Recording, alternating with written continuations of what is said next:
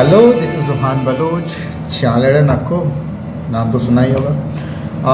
आज हम travelling video की बात नहीं करेंगे। आज मैं एक टॉपिक लेकर आया हूँ आपके लिए जिसके ऊपर बात करना बहुत ज़रूरी था और है।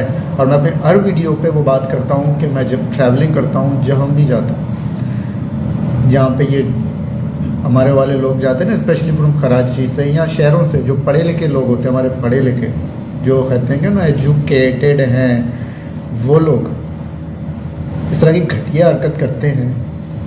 ये लफ्ज़ मुझे बोलना नहीं चाहिए, लेकिन मैं फिर भी बोल रहा हूँ। उसका वजह ये है कि हमारी जो आवाम है वो एक नंबर की ना डैश है यार। मतलब ऐसी जगहों पे जाके गंद मचा के आते हैं, कचरे करते हैं, जहाँ उनको पता है कोई उठाने वाला नहीं है और वो जगह गंदी रह जाती है यार। मतलब घूमने फिरने का शौक़ है तो इस चीज़ का भी ख्याल करें। आपको क्या लगता है, आपके जाने के बाद वहाँ कोई नहीं जाएगा, वो जगह बंद हो जाएगी, बस ख़त्म, दुनिया फिनिश, टाटा बाय बाय भाई, चलो ख़त्म, अपने घर जाओ, मैं अपने घर। आप कहीं पागल वागल तो नहीं है? अक्ल है ना? तो सुनो, कल की बात बताता हूँ। Yesterday I was going from office to home. रास्ते में मुझे एक सामने कोई पुरानी आल्टो नज़र आई थी, जिसमें से लिटरली विंडो में से बच्चों का डब्बा ना, डायपर होता है मेरे ख्याल में, डायपर, टट्टी लगी हुई डायपर रोड पे फेंक दी। लिटरली टट्टी लगी हुई डायपर। पहले तो मैंने देखे लोग डायपर फेंक देते हैं, जो हवा भरी हुई लेस होती है ना, जिसको खोल के लेस में से चार वो निकलते हैं पोटैटो, जो आप खा के फिर फेंक देते हैं, वो थैली, वो पानी की बोतल होती है, वो देखे मैंने। कल मैंने डायपर देखा, बहुत गुस्सा आया। लेकिन हमारी आवाम समझती नहीं है भाई, ये समझती कुछ भी नहीं है, ये ना पागल वागल हो गई आवाम।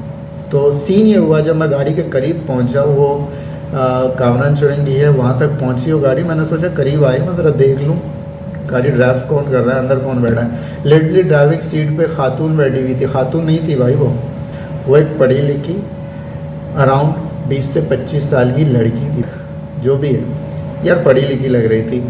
आपके पास आल्टो है, अफोर्ड कर सकते हो। पीछे एक लेडीज़ बैठी हुई थी, साथ में एक दो बच्चे थे। मतलब आप क्या सिखा रहे हो यार उनको? उनके सामने चीज़ें इस तरह थ्रो करके आप रोड पे फेंक रहे हो, वो भी यही करेंगे। चलो, कहने का मकसद ये है कि आपके पास गाड़ी है, ऑब्वियसली आप गाड़ी अफोर्ड कर सकते हो, आप पढ़े लिखे ही होगे, आपके पास इतने पैसे तो हैं, एक अच्छी फैमिली है, ऑब्वियसली इतना तो होता ही है। नहीं कि आप कोई जाहिल गवार हो, भाई हमने पढ़ा वढ़ा नहीं है, हमारे पास, हमको कुछ नहीं पता, ए फॉर एप्पल होता है, बी फॉर बैपल होता है, कुछ हमको नहीं पता।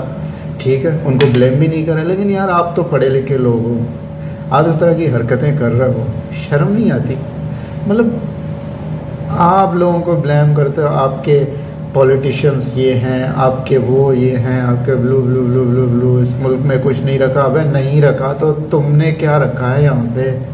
डायपर, बोतल्स, कचरे। मैं ट्रैवलिंग पे जाता हूँ, ये लोगों की हरकतें, लिटरली ये लोग, दिस इज़ वेरी बैड। वहाँ पे लिटरली मैं ये वीडियो बनाता हूँ, मुझे देख के अफसोस होता है, इतना गुस्सा आता है उन लोगों पे। कसम खुदा की, मैं किसी फोर्स में होता ना, इन लोगों को मैं सबक सिखाता, उनके लिए स्पेशली इंस्ट्रक्शन लगाता कि जो लोग इस तरह की हरकतें कर रहे हैं ना, एटलीस्ट यार मुझे नहीं अच्छा लगता यार ये सब। मतलब कुछ ख्याल करो यार, आप इस मुल्क में रहते हो, इसकी अच्छी जगह है, उनका ख्याल करो।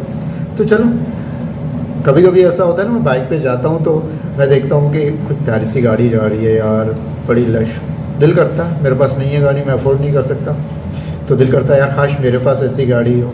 जब गाड़ी के पास पहुँचो ना, उसकी जो विंडो सीट, जो ड्राइवर के बराबर वाली सीट होती है, वो विंडो नीचे होती है, तो अंदर से एक सर निकलता है, मुँह में पता नहीं पान या गुटखे का वो भरा होता है पूरा, वो पूरी पीप बार पे किरोड़ी, जो गाड़ी है ना, गाड़ी का जो भरम होता है, उसकी माँ बहन भाई बहन सब एक हो जाती है।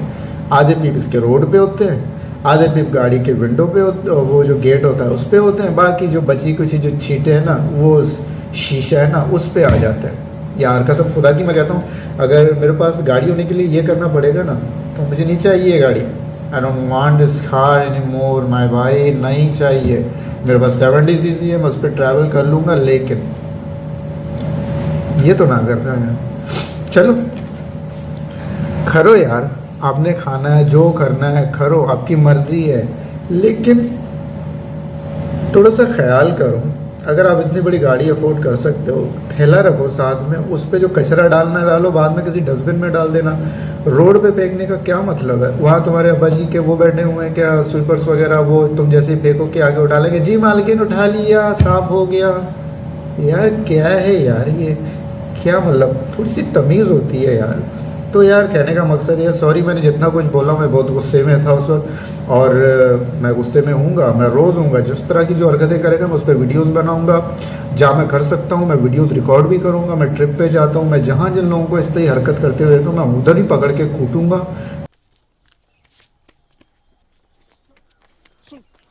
मैं कह रहा हूँ।